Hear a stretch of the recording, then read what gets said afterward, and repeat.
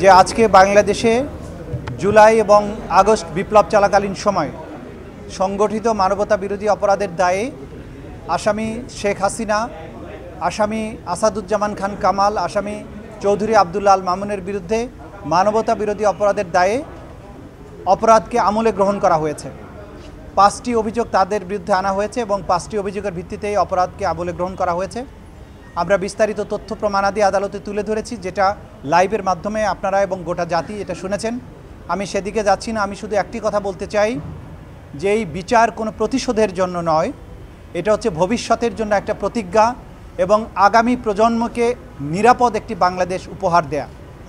আমরা বলেছি এই বিচার হবে আবেগ শূন্য, প্রমাণ নির্ভর, তথ্য নির্ভর, নিরপেক্ষ এবং ন্যায় বিচার। সেটি এনশিওর করার জন্য আমরা দেশবাসীর এবং সংশ্লিষ্ট সকল পক্ষের সহযোগিতা কামনা করি। বিচারের মাধ্যমে একটা সমাজে শান্তি এবং স্থিতিশীলতা প্রতিষ্ঠিত হয়।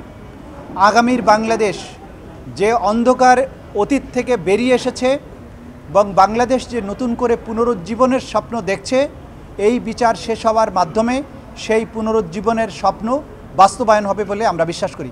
আপনাদের সবাইকে ধন্যবাদ। আমি পুরো অভিযোগগুলো আদালতে প্লেস করেছি, এগুলো আমি নতুন করে বলতে চাচ্ছি না, আপনারা দেখে নেবেন।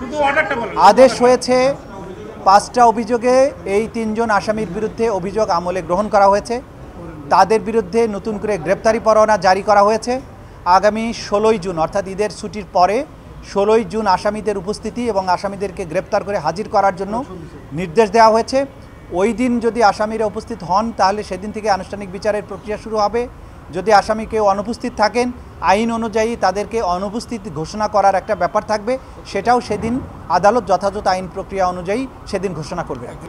আপনারা সবাই জানেন যে আমাদের আইনে লাইভ সম্প্রচার বা সম্প্রচারের ব্যাপারে এটা এখতিয়ার দেওয়া হয়েছে ট্রাইব্যুনালকে। ট্রাইব্যুনালের অনুমতি সাপেক্ষে যখন ট্রাইব্যুনাল মনে করবেন যে এই অংশটুকু সম্প্রচার করতে সাক্ষীর কোনো নিরাপত্তার ঘাটতি হবে না অথবা অন্য কোনোভাবে বিচারিক প্রক্রিয়ার প্রভাব পড়বে না, তখনই তারা অনুমতি দিবেন। লাইভ সম্প্রচার ভবিষ্যতেও হতে পারে, তবে সেটা নির্ভর করবে আদালতের অনুমতির উপরে। যখনই আদালত অনুমতি দিবেন তখনই আমরা চেষ্টা করব এটা লাইভ করার জন্য।